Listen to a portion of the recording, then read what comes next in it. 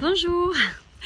Donc dans cette vidéo, je vais vous présenter un outil qui me sert pas quotidiennement, mais presque. Franchement, ça me sert entre 3 à 4 fois par semaine. Et d'ailleurs, c'est même pas moi qui demande à l'utiliser, ce sont mes enfants. Alors ça s'appelle les cartes créatives de Lise Bartoli. Ça coûte 24,90 €. Sincèrement, ça vaut le coup. Pour ce que ça aide, ça vaut vraiment le coup. Si vous pouvez vous le faire offrir pour Noël ou l'offrir à vos enfants ou pour un anniversaire, c'est vraiment un investissement qui vaut le coup. Je vais vous expliquer pourquoi. Ce jeu des cartes créatives, en gros, ça va proposer à l'enfant un jeu. Donc déjà, l'enfant ne fonctionne que par le jeu. Pour qu'il puisse avancer, viens, on fait un jeu. Là, le jeu, c'est de créer une histoire. Pour créer une histoire, Lise Bartoli, elle a inventé des cartes, tout simplement. Et il y a 4 types de cartes. Donc les premières cartes, ce sont les héros. C'est celle à piocher en premier. La deuxième carte, c'est le problème du héros. La troisième carte à piocher, c'est l'allié. Et la cinquième carte à piocher, c'est l'objet magique. Donc dans les héros, vous avez plein de personnages différents. À savoir qu'il peut y avoir des animaux, il peut y avoir des garçons, des filles, peu importe. Vraiment, l'essentiel, c'est que l'enfant se dissocie. C'est-à-dire qu'il va raconter une histoire qui est basée sur sa réalité, mais c'est au personnage que ça arrive, c'est pas à lui. Donc c'est beaucoup plus facile pour lui. Le problème, donc il y a plein de types de problèmes. Là, c'est il fait tout de travers, personne ne l'aime, il n'y arrivera pas. Là, c'est il est triste, il est déçu, on se moque de lui, il n'ose pas, il a peur, il est stressé, il est en colère, c'est injuste, il se sent différent. Et franchement, dans toutes ces cartes, on a un panel de ce qui peut arriver à l'école, un truc de fou. Ensuite, on a donc les cartes des alliés. Là, c'est vraiment... il y a des choses un peu... c'est vraiment... qui n'existent pas, en fait. Là, j'ai regardé... la première carte, c'est la sirène. Il y a des mages. Enfin, il y a plein de choses. C'est vraiment des métaphores. Voilà. Et la dernière carte, donc l'objet magique, là encore, pareil, ce sont des métaphores.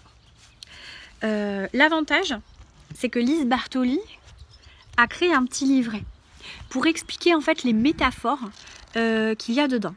Alors on va prendre un exemple tout bête.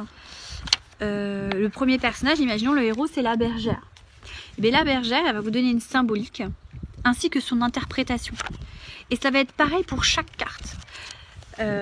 L'idéal, c'est pas forcément le lire devant lui, l'interprétation devant l'enfant, c'est vraiment pour soi, pour savoir où il en est, parce que des fois on est complètement perdu.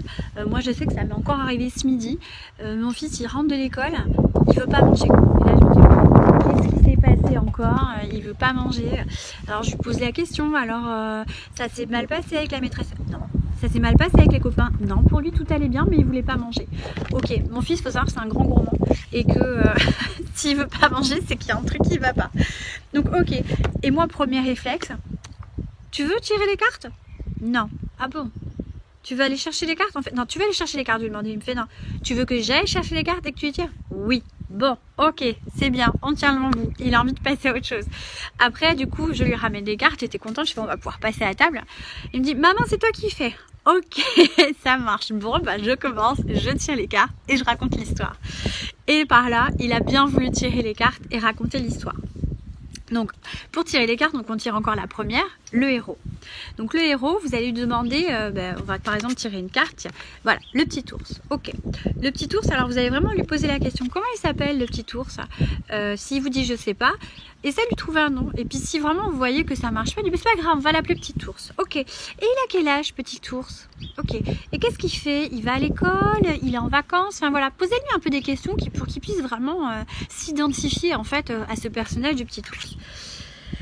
Et après, il va piocher du coup une autre carte. Moi, je les pioche d'emblée, mais vous pouvez faire chacune à son tour. Mais voilà.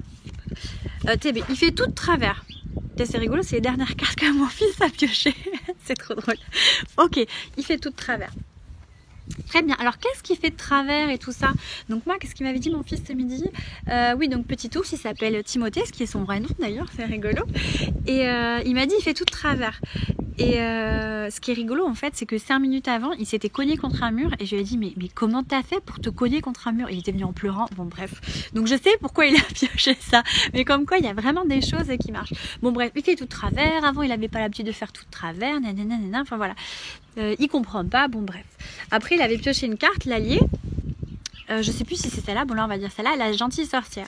Donc en fait l'allié c'est une carte qui est là pour, en fait c'est un ami qui va aider le personnage. Donc là par exemple, donc c'était le petit ours, là qui s'appelait Timothée, qui avait 4 ans, qui faisait tout de travers parce qu'il faisait pas attention, ok. Et là il rencontre la sorcière. Ok, la sorcière, comment elle s'appelle? Elle a quel âge? Enfin voilà, vous essayez de créer une chose. Des fois ça passe pas. Juste il rencontre la sorcière. Ok, la sorcière elle lui a dit il te faut un objet magique pour pouvoir aller mieux. Et donc, ok, il pioche là, là c'est la boule de cristal. Ok, très bien, il pioche la boule de cristal. Et à chaque fois qu'il aura la boule de cristal, eh ben, il fera plus jamais tout de travers. Il fera tout bien. Voilà, c'est la fin de l'histoire. Il va beaucoup mieux maintenant. Et c'est fini. Voilà, c'est tout. En racontant une histoire. Donc après, l'avantage, c'est que vous pouvez aller chercher, par exemple, la symbolique. Donc la symbolique du petit ourson. Donc là, c'est dit, le petit ours est un animal qui inspire tendresse et respect. Tendresse car il appelle la douceur du pelage, du nounours contre lequel un enfant s'endort pour se protéger sans se sentir en sécurité. Respect car on le sait, l'ours est fort, voire brutal, et c'est agir quand il le faut. Il grogne, montre les crocs et parvient à faire fuir ses ennemis. Par ailleurs, il a un temps de mise en veille, en phase de cycle de saison, lorsque l'ours hiberne, se retire du monde pour mieux ressurgir quand la nature s'éveille. Bon, jusque-là, la symbolique, ok. L'interprétation. Cette carte exprime la part masculine et instinctive de l'enfant. Elle rappelle qu'il détient assez de courage et de confiance en lui pour faire face aux événements, prendre les bonnes décisions et s'affirmer. Elle évoque également que le temps de réflexion intérieure sont positifs puisqu'ils permettent de réveiller des capacités endormies. Voilà, donc l'air de rien, quand il pioche une carte comme ça, déjà, ça vous donne une bonne idée. Bon, il fait tout de travers, là, je pense que là, c'est pas très compliqué, quoi. Et par exemple, la sorcière, pareil, la sorcière, c'est quoi déjà qu'on avait dit? Non, c'est pas... La gentille sorcière. Donc là, c'est pareil, on a une symbolique pour la gentille sorcière. Donc je vais peut-être pas vous donner la symbolique, mais je vais peut-être plus vous donner l'interprétation, ce qui est plus facile. Donc la sorcière transmet à l'enfant le pouvoir de maîtriser ses impulsions négatives. Elle lui enseigne qu'il est possible de transformer ce qui l'inquiète, ce qui lui fait peur ou ce qui le bloque pour ensuite s'envoler vers des choses, etc. etc. Enfin, c'est super puissant, quoi. Donc en fait, quand il tire ces cartes-là, vous vous rendez compte que, bah ouais, il a un problème, mais il peut s'en sortir, quoi. Et ça, c'est magique. Et donc voilà, les cartes, elles servent à ça. Moi je sais qu'à chaque fois qu'ils ont un petit truc qui vont pas, on tire les cartes. Alors ouais, forcément, il faut toujours commencer par soi pour montrer l'exemple. Parce que c'est compliqué pour eux sinon d'imaginer. Donc vraiment, vous laissez aller aussi. L'air de rien, ça sert pour les adultes aussi, pour des déblocages émotionnels. Des fois, on n'est pas bien, on a la tête dans le pâté, on ne sait pas ce qui se passe. Pourquoi aujourd'hui ça va pas alors qu'hier ça allait, ou aujourd'hui je me sens pas bien. Ok, bim, et bien vous pouvez faire ça aussi, quoi. Et l'avantage, c'est que ça permet de raconter des histoires, ça favorise la création. Et l'enfant, il est vachement confiant après de voir qu'en plus vous faites et lui il fait, ça lui donne confiance, quoi. Et j'ai fait aussi du coup, je sais pas si vous savez, mais je suis hypnothérapeute, hein, et j'ai fait une formation dans la spécialisation pour les enfants parce que moi c'est ce que j'aime, quoi. J'aime bosser avec les petits bouts et on a fait ça, quoi. Et c'est un des outils principaux de l'hypnose. Pourquoi? Parce qu'en fait c'est une dissociation.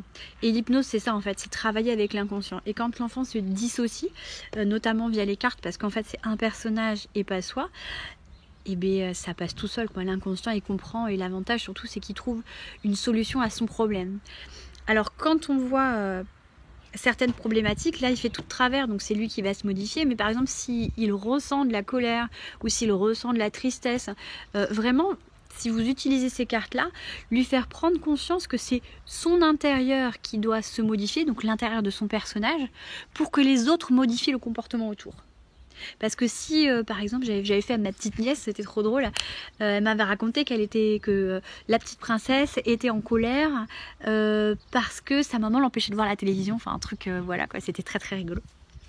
Donc je savais très bien qu'elle parlait d'elle aussi, hein. Donc c'est ça qui est génial. Ok, d'accord. Et là, elle me disait, oui, donc du coup, elle a l'objet magique et du coup, sa mère, elle va le laisser regarder la télévision. Je fais, non, ça marche pas, chérie. Donc là, ça a pas matché, quoi.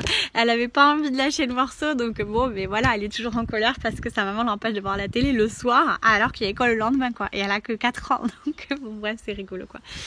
Mais voilà, vraiment prendre conscience que l'intérieur va changer et que du coup, s'il change à l'intérieur, ou si le personnage se modifie à l'intérieur, tout le reste va changer.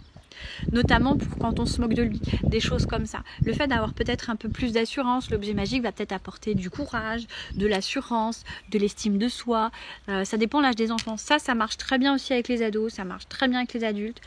Et moi par contre, j'ai vu que Lise Bartoli, elle le conseille à partir de 3 ans. Si j'ai pas de bêtises, ouais. Elle dit de 3 à 12 ans. Alors 12 ans, moi je l'ai utilisé sur des adultes, ça marche du feu de Dieu. 3 ans, c'est l'âge à laquelle je l'ai offert à mes enfants. Et ça n'a pas marché, quoi. Ils étaient trop petits pour inventer des histoires. Les miens en tout cas. Après peut-être que les autres en sont capables. C'est pour ça que je vous ai fait une petite vidéo d'ailleurs sur les bonhommes allumettes, parce qu'à 3 ans, ça a matché nickel, quoi. Donc voilà. Surtout si vous avez d'autres astuces, vous, qui vous ont permis à vos enfants de se sentir mieux, de s'alléger, partagez-les sur le groupe avec plaisir, parce qu'on est là pour un échange, pour que les enfants aillent mieux, qu'ils se sentent bien. Voilà, je vous embrasse. Et le groupe du coup sur Facebook, c'est Parents engagés, enfants heureux. Allez, à très vite. Bye bye.